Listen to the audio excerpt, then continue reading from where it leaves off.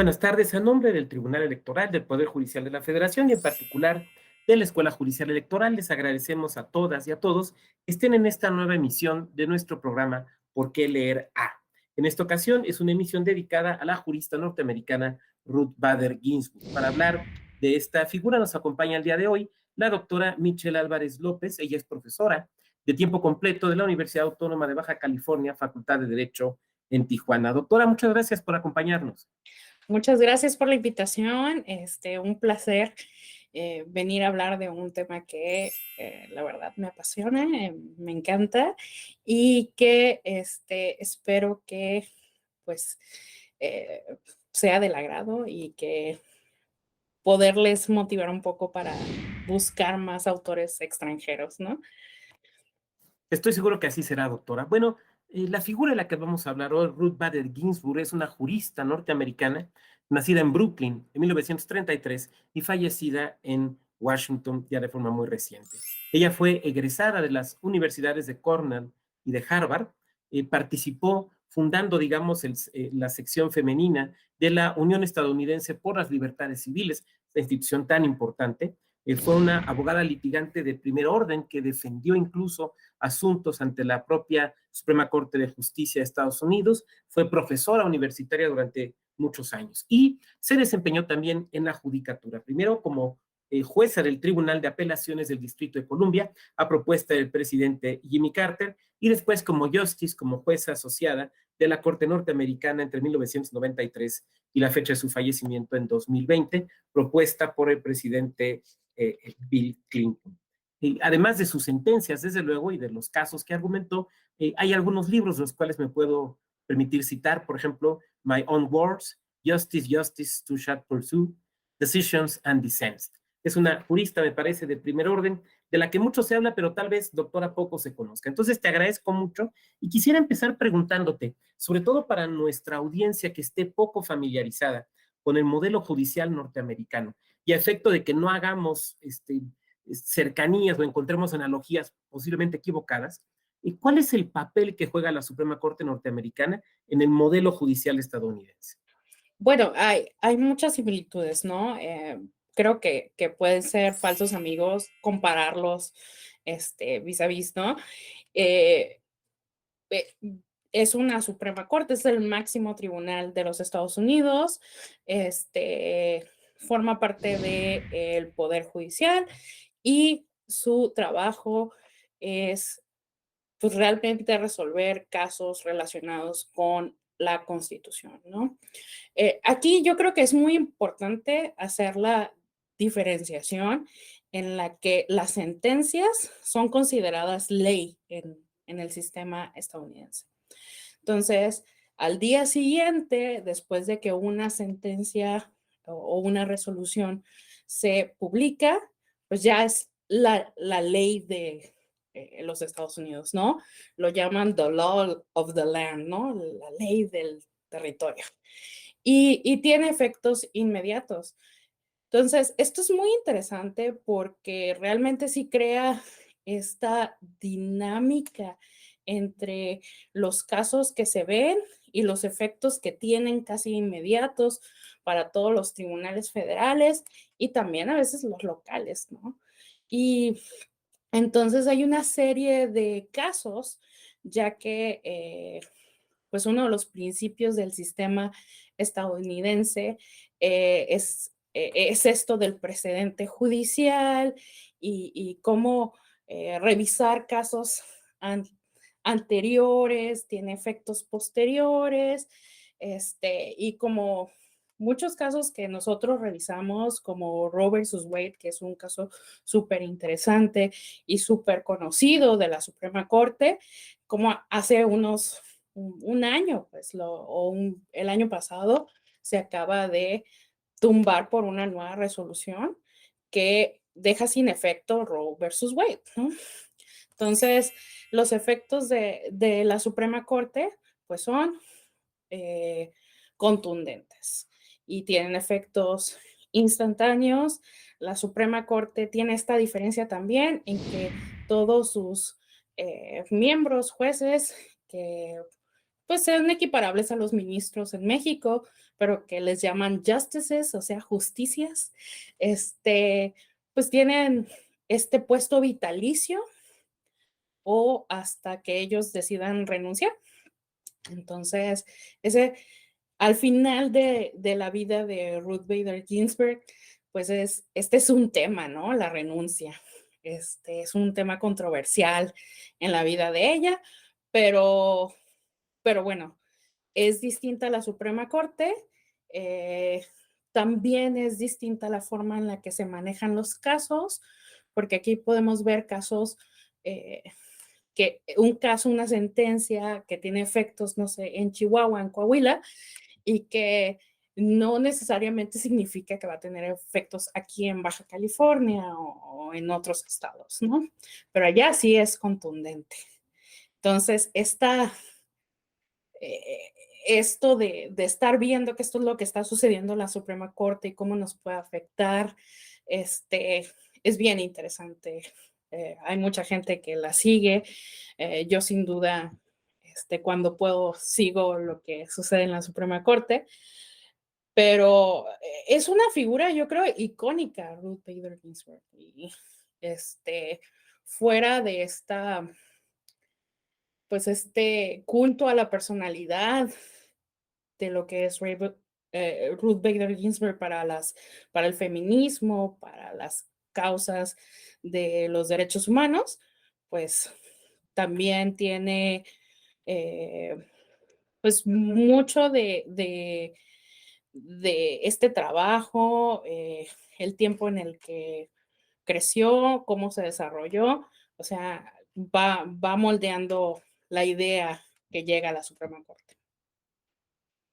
Gracias, doctora, porque este panorama nos ayuda a entender mejor. Entiendo que tú tienes estudios profundos, incluso en Estados Unidos, acerca de su propio sistema jurídico, y la verdad es que eso nos ayuda a entenderlo. A ver, Ruth Bader Ginsburg es alguien que nace en plena época de la depresión, ¿no? Prácticamente al inicio del periodo tan amplio de la presidencia de Franklin Delano Roosevelt, y que abarca, podríamos decir, abarca casi todo el siglo XX, ¿no?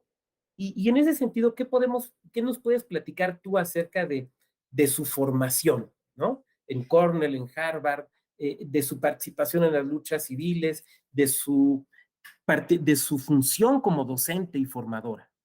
Bueno, es importante remarcar que Ruth Bader Ginsburg era una mujer judía, entonces eh, crecía en Brooklyn, que ahora Brooklyn es un suburbio de Nueva York, un barrio que es eh, pues muy moderno y tiene sus partes, ¿no?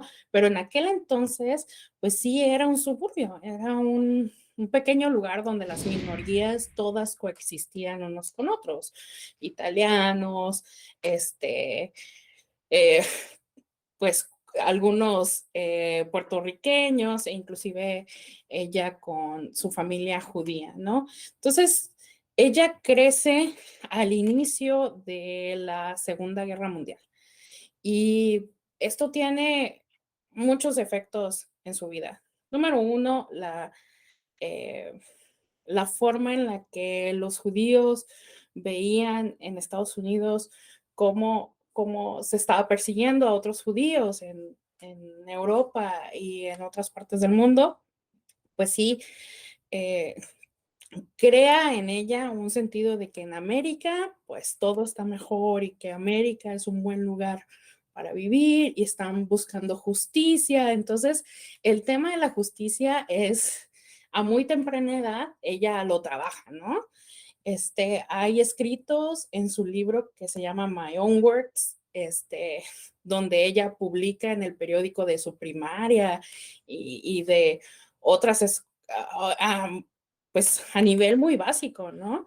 Que ella habla acerca de la justicia y de cómo en esta guerra los resultados pues son un mundo más justo. Entonces, algo que tiene mucho efecto también en ella es el nombramiento de Eleanor Roosevelt como parte de la primera embajadora en la ONU, ¿no? En esta nueva creada ONU, eso tiene muchos efectos en ella. Ella dice, ay, es una mujer, o sea, y aparte icónica también, este, en esta nueva organización que busca la paz mundial. Entonces tiene muchos efectos. Desgraciadamente, Ruth pierde a su mamá cuando ella se gradúa de la preparatoria. Se va a una universidad de 4 años en Cornell. Y es que como funciona en Estados Unidos es que tú estudias 4 años, una carrera, una licenciatura, y después de obtener tu grado básico de licenciatura, ya puedes cursar la escuela de Derecho. Son 3 años más.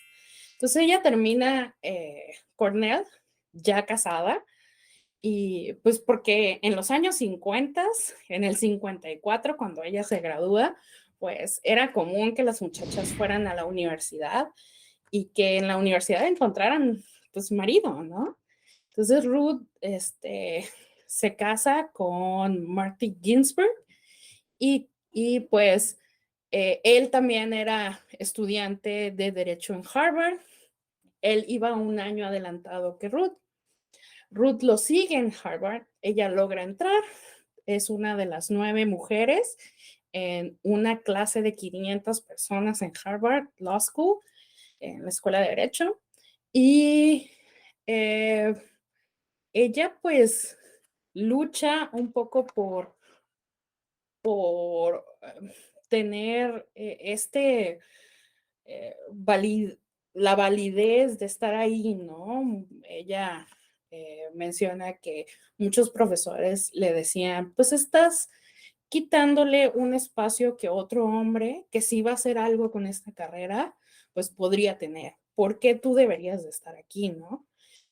Y ella, pues tenía esta filosofía de que, y que ahora forma parte de esta inteligencia emocional que escuchamos todo el tiempo, que sí, pues no era algo que le fuera a servir, pues no lo decía. Entonces, ella trataba de no hacer comentarios negativos, sobrevivir la universidad, pero sucede que a su esposo, pues consigue trabajo en Nueva York.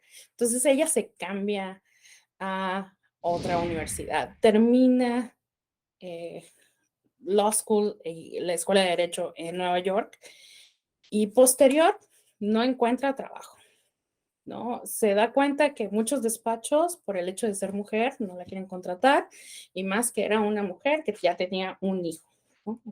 Su hija Jane nació justo cuando iba a entrar a la licencia, bueno, a Derecho en Harvard.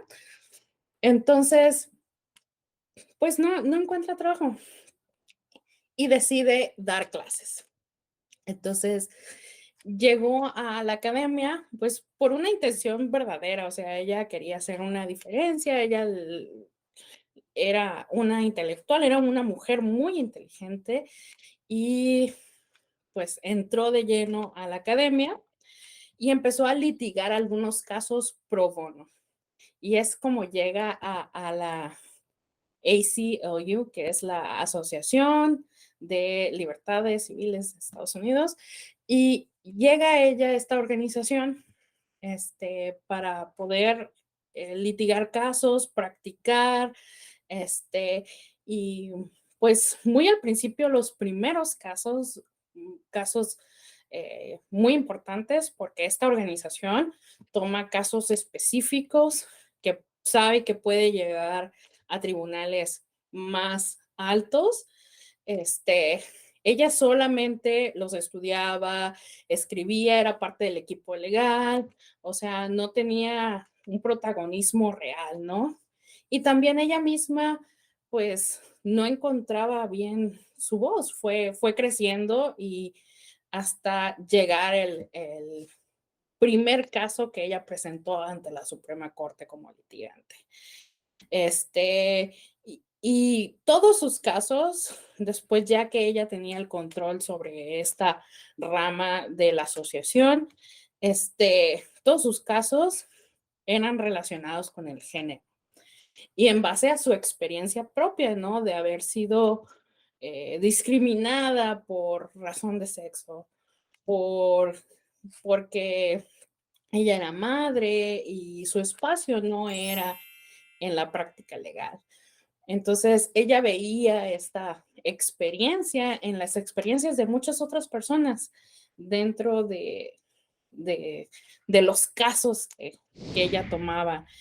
Y, y bueno, hay casos muy interesantes, como Frontiero, como Reed Be Reed, son casos muy interesantes que ella toma y que decide que existe el material suficiente para poderlos llevar a la Suprema Corte, ¿no? Y para que tengas estos efectos. Entonces, yo creo eh, es importante saber como este aspecto de cómo Ruth se vuelve Ruth, ¿no? Este miembro de la Suprema Corte, este, y cuáles son sus ideas principales o su filosofía. Su filosofía era que pues realmente la Constitución estaba ahí y la Constitución era o es un documento viviente que es que puede evolucionar, que no es algo estático, que ella, sus colegas tenían esta idea de regresar a la originalidad o a lo que los fundadores establecieron. Este, y ella decía, pero es que los fundadores, o sea, no tenían ni idea de que los Estados Unidos se iba a volver lo que es ahora, ¿no? Este documento es como una especie de sentimientos de la nación y porque la Constitución de los Estados así es, de los Estados Unidos es un documento muy pequeño, muy básico, trae apenas unos ciertos artículos, se adiciona con enmiendas, eh, con un lenguaje muy básico, muy general. Ha sido un trabajo inmenso el darle sentido a estas nuevas situaciones, este documento. Entonces ella decía, sí, este documento es un documento vivo, es un documento que es evolucionable, que se modifica, que atiende a una sociedad que también cambia. Entonces, bueno, esa era su filosofía principal. Doctora, creo que nos has tocado varios temas ahí muy interesantes, ¿no? Yo quisiera destacar el de Eleanor Roosevelt, que es realmente una figura muy importante, por ejemplo, en el nacimiento, salvo que tú me corrijas, en el nacimiento y en el fortalecimiento de la ONU en sus primeros años, ¿no? En la lucha de establecer una declaración de los derechos humanos en un primer momento. Entonces, como que esta idea de una figura, yo no diría tutora, pero sí de una figura que inspira, me parece relevante porque, salvo corrección que tú me hagas, Ruth Bader Ginsburg se ha convertido en eso, pero a su vez ella fue inspirada por otra figura como fue Eleanor Roosevelt, y la verdad es que ahí me dejas pensando, porque a lo mejor tendríamos que dedicarle, bueno, quitemos el a lo mejor, tendríamos que dedicarle una emisión de este programa a Eleanor Roosevelt. Esta idea de la lucha por la justicia, no como una situación ajena o meramente filosófica, sino como algo real en lo cual los tribunales se convierten, permíteme decirlo así, en una especie de trinchera. Y por último, y por esto quisiera entrar a la siguiente pregunta, esta idea de la Constitución como un documento vivo. Tú hacías referencia ahorita en la parte final de tu comentario a cómo ella, ya como ministra, yo no quisiera decir se enfrenta, pero sí se topa con que hay una corriente muy fuerte en la Corte Americana que tú conoces perfectamente, que es el originalismo, y que además el adalid, el campeón del originalismo, ya está en la Corte cuando ella llega, ¿no? Porque fue propuesto por Ronald Reagan, si no me equivoco, que fue Antonín Scalia. Y Scalia es el gran juez conservador de finales del siglo XX, inicio del siglo XXI en Estados Unidos. Y cuando digo conservador, no lo digo en un sentido peyorativo, sino en que esa es su visión, pues es lo que quiero decir, que es la visión del originalismo, pero por el otro lado, la visión de la Constitución como un documento vivo. Esto me parece muy interesante, profesora, porque me parece que lo que estás diciéndonos entonces es que la visión acerca de lo que es una Constitución marca la postura interpretativa del juez o de la jueza. Y me parece que eso es muy importante tratar de tenerlo claro, ¿no? Es como que donde se une la materia de la teoría de la Constitución y la materia de derecho procesal constitucional. Ahora, ya de nuestra jurista en la Corte, ¿no? En ese diálogo constante con Antonín Scalia, donde además creo que se llevaban bien, ¿no? Aunque estaban un poquito en las antípodas. Pero, ¿qué casos recordarías, qué casos retomarías de la presencia de ella en la corte? Y diría yo, no solamente los casos donde ella fue la voz de la corte, sino también, pues se hizo famosa, ¿no? Por sus disensos. ¿Qué nos podrías platicar? Sí, bueno, primero, sobre la relación que tenían con el juez Scalia, y primero a hacer este comentario, Scalia fue un personaje muy odiado, ¿no? Entonces hubo gente que hasta cuando él falleció dijo, oh, qué bueno, ¿no? Yo no lo considero así, yo pienso que era un genio, un gran jurista. De veras, hay muchos libros de él especialmente donde empieza a hablar sobre por qué interpretar la Constitución de esta forma, originalista, este, y, y bueno, a, a lo mejor no coincidimos con él completamente, pero eh, eh, yo creo que cuando, en muchos de los casos, cuando hay un enfrentamiento entre las dos partes, porque esta corte está eh, organizada más o menos así, ¿no? En un principio eran 12 ministros, llegaron a ser muchos más, pero se quedaron en 9 y 9 ha sido el gran número desde hace mucho tiempo. Entonces, son 9 ministros y la balanza es distinta, depende del tópico, ¿no?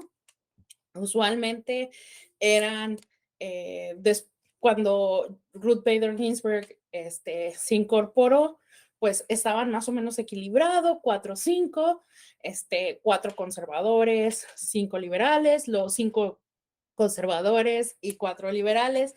Y hay quienes son como medios, hay quienes a veces en ciertos tópicos son conservadores y ciertos tópicos son liberales. Kennedy, me parece, ¿no? Por ejemplo. Kennedy, que es el presidente de la Suprema Corte, él suele mantenerse en el centro porque él busca la legitimidad de la Suprema Corte, ¿no? Y es un punto muy, muy importante, donde con el puesto que tienes, buscas que exista esta cultura de la legalidad, buscas que la continuidad de la corte, el respeto a las sentencias, ¿no? Porque es un equilibrio muy, muy importante. Y lo hemos visto con casos nuevos en esta nueva corte, que es muy conservadora, en el efecto Trump, donde le tocó un solo término a Trump, 4 años, pero que nombró muchos, muchos ministros. Tuvo esa suerte, ¿no? Y que entonces tenemos una Suprema Corte que es muy conservadora. En algún momento Ruth estuvo en una corte un poco más liberal. Luego le tocó estar en una corte como por ahí del 2000, que se volvió una corte después de los Bush, más conservadora, y que ella empezó a escribir estas opiniones disidentes, estas opiniones en contra de la sentencia o de la resolución original. Y yo creo que estas opiniones son súper importantes para establecer lo que va a pasar en el futuro, porque ella, así con una visión poderosa hacia el futuro. Ella decía, se equivocaron por aquí, esta enmienda no era, después se va a presentar un caso de este tipo. Y la verdad es que quienes son litigantes leían las opiniones disidentes para encontrar pistas, para llevar casos a la Suprema Corte, ¿no? Y ella, por ejemplo, un caso bien famoso que la verdad a mí me apasionó bastante fue el caso de Hobby Lobby. Y Hobby Lobby el caso se llama Bunwell versus Hobby Lobby. Es un caso de los últimos casos casi de esta corte liberal de Barack Obama. Es del 2013 y Hobby Lobby es una empresa que, como su nombre lo dice, venden artículos para cualquier tipo de hobby, desde comprar cablecitos para tu carrito control remoto, hasta para comprar estambre, manualidades, o sea, tienen de todo. La verdad es una tienda muy completa. Y es una tienda, por ejemplo, como tipo Walmart, ¿no? Es una tienda así.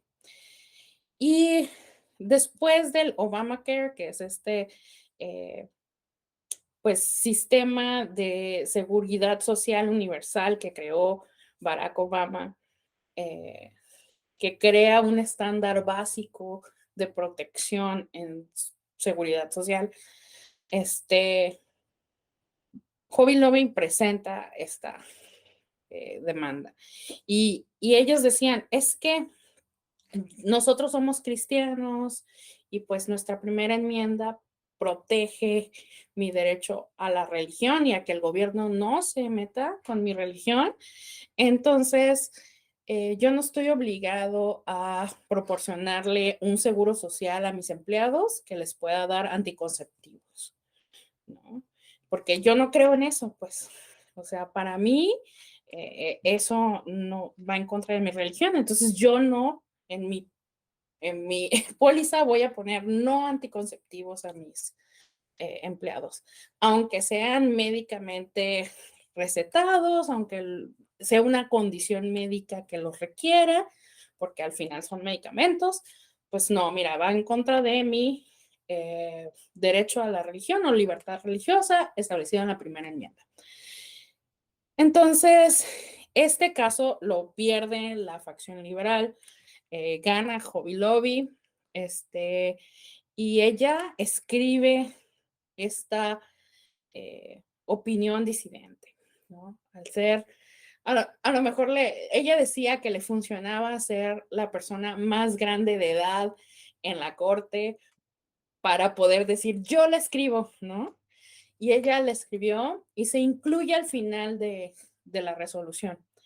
Y, y esta, bueno, establece cómo el derecho a la religión, pues no puede ser omnipresente, o sea, para los Estados Unidos, el derecho a la religión, la libertad de expresión y la libertad de portar armas son como esta santísima trinidad que nunca debe de ser tocada.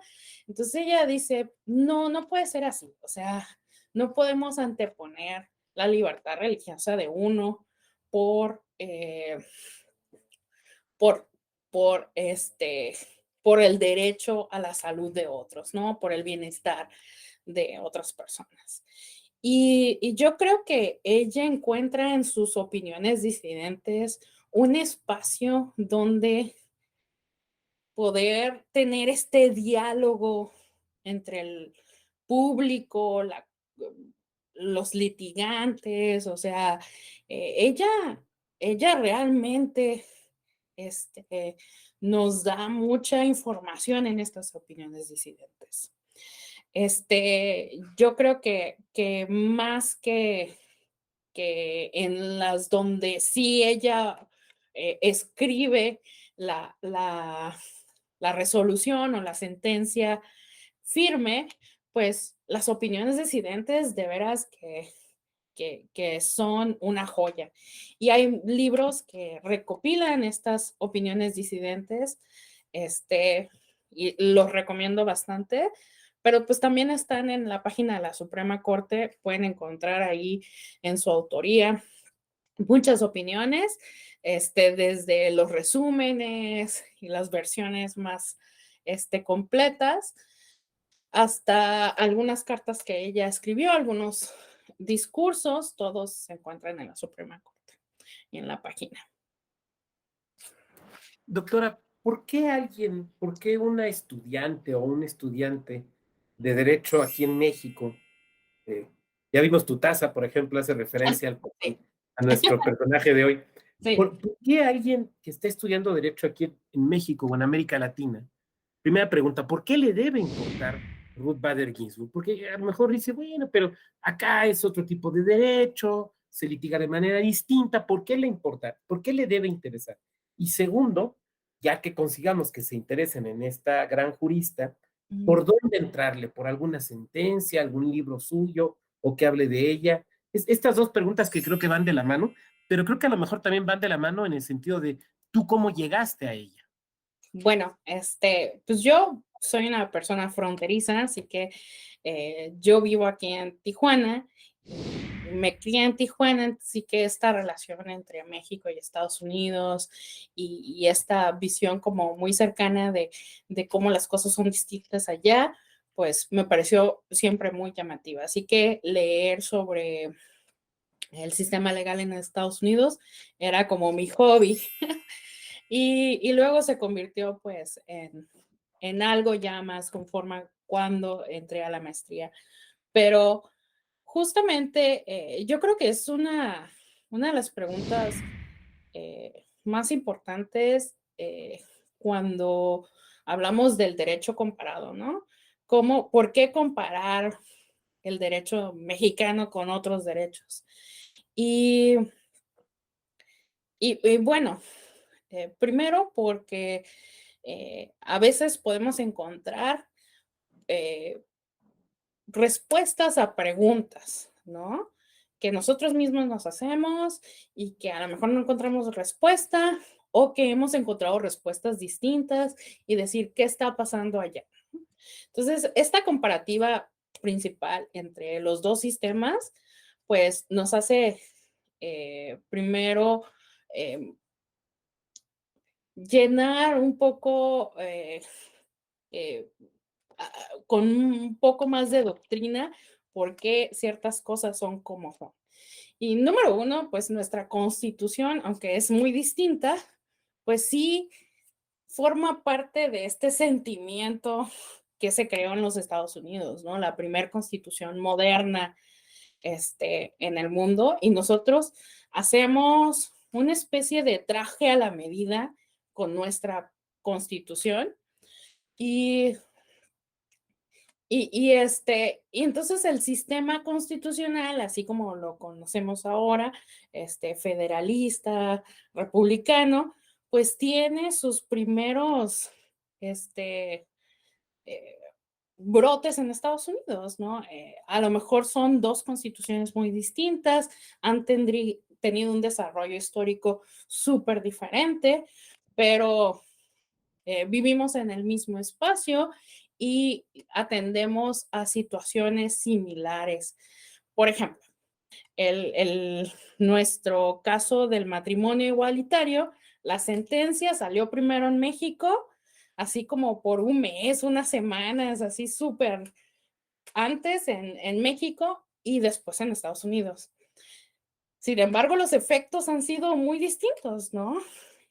Son tribunales casi primos ahí, vecinos, ¿no?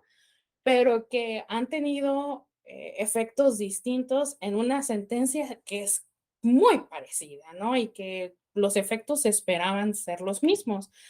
Y es por la forma en la que está organizada nuestro gobierno, ¿no? En diferencia de ellos.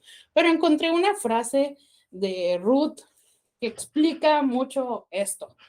Y justamente porque estaba viendo mis libros y cuál me parecía que teníamos que recomendar primero. Y ella dice que ella pasó muchos meses en Suecia en 1962 en 1963 y que estaba intentando aprender y eh, pues muchas cuestiones sobre el sistema judicial sueco, pero que en esos años vino a apreciar el valor de la experiencia comparativa de la norma, eh, que fue algo inesperado, que estudiar sobre otro sistema legal en operación vino a entender mucho más completamente a los Estados Unidos y su sistema en el que ella estaba educada.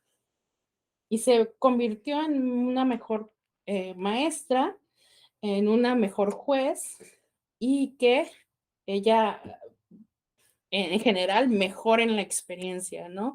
Que cómo abrirnos un poco a poder compartir nuestras experiencias generales en los resultados que han tenido nuestros sistemas, pues a ella le había hecho sentir mejor. Ella habla de Suecia en el 62 y a lo que se refiere ella específicamente era el sistema de igualdad social, donde los hombres participaban en la crianza de sus hijos, ¿no? Y cómo el sistema sueco les permitía tener ausencias como padres y así ellos podían participar mejor en la crianza. Y pues si pensamos en los años 60 son conceptos súper modernos, ¿no? Ahora ya estamos hablando sobre esta crianza compartida, ¿no? Sobre la responsabilidad que existe no solo para las mujeres, madres, sino también para los padres y cómo es tan importante la paternidad. Ella lo ve de primera mano en estos primeros brotes de feminismo en los 60, especialmente en Europa, y bueno, lo trae a Estados Unidos, ¿no? Y dice, ¿por qué los hombres no pueden paternar igual que las mujeres ejercen su maternidad? Y, y eso viene de una comparativa entre los dos sistemas legales. Entonces, solamente un ejemplo de por qué es tan válido comparar sistemas legales, ¿no? Gracias, doctora. Y por último, ¿por dónde le empezamos? ¿Por dónde entramos a conocer esta figura? ¿Qué nos sugieres? Muy importante. Bueno, el primer libro, pues, sin duda es My Own Words. Ella lo escribe, bueno, lo enseño. Ella lo escribe, realmente es una colección de sus discursos. Es una excelente escritora. La verdad es que cuenta su historia, es un libro biográfico, y tiene dos otras escritoras que junto con ella, pues escriben este libro. Me parece que es muy adecuado muchas veces, y yo sé que hay películas y entrevistas y existe mucho material alrededor de esta persona icónica, pero me parece que este libro pues combina ambos, ¿no? Desde la parte de su vida y sus relaciones personales, a por qué es como es o llegó a esta filosofía legal, o sea, habla de sus casos, por qué los eligió, habla de cómo se sintió siendo juez, cómo llegó ahí, da recomendaciones a otros, pues a otros profesionistas y a otros miembros de la comunidad jurídica, habla, y yo creo que esto es muy interesante, da una visión nueva a lo que sucede dentro de la Suprema Corte. Por ejemplo, habla sobre que los ministros o los jueces de la Suprema Corte siempre comen juntos, ¿sí? Hacen el lunch juntos y que algunos pues no van, pero que se intenta mantener esta cordialidad y a pesar de que pueden estar en espectros contrarios en el sentido de algunas, eh, pues algunos casos, algunas resoluciones, pues la realidad es que se llevan muy bien, son muy cordiales unos con los otros, o sea, no se echan pica pica ahí, o sea, y eso es algo que también Scalia mencionaba, ¿no? Él decía que él no estaba en contra de las personas, sino estaba en contra de las ideas de estas personas. Entonces, que él era lo que combatía. Él combatía ideas, no combatía a las personas. Bueno, ellos crean una buena amistad y yo creo que esto del libro, pues nos da una visión de lo que sucede en ese palacio de mármol, como ella lo llama. Y otro libro que es muy interesante es se llama Sisters in Law, hermanas en derecho, que en inglés Sisters in Law significa cuñadas, pero es un buen juego de palabras y habla sobre Sandra Day O'Connor también, o sea, hace los comparativos de las vidas de las dos. Sandra Day O'Connor fue la primera mujer en la Suprema Corte, Ruth fue la segunda, y cuando llegan, pues una era muy conservadora, Ruth liberal, así que habla un poco sobre la experiencia de ambas en la corte, de cómo llegaron, las carreras de ambas. Es un libro muy interesante.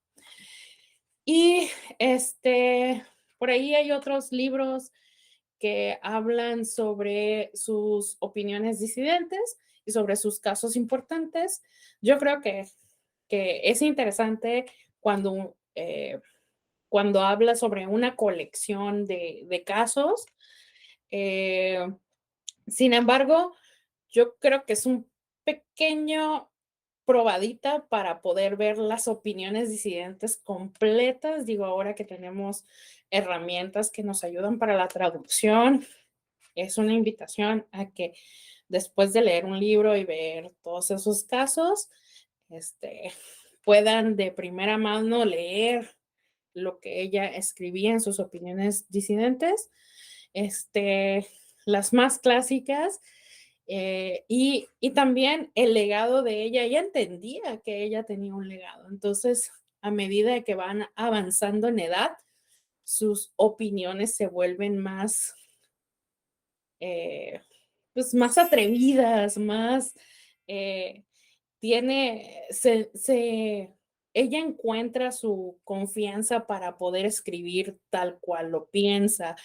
Y yo creo que eso es lo más, eh, lo que, lo que más podemos entender de cómo ella pensaba, lo que creía, cuáles eran sus principios, su filosofía. Y, y bueno, todo está ahí en las páginas de internet. Pero una vida de verdad increíble. La Suprema Corte, pues, es este máximo tribunal en los Estados Unidos.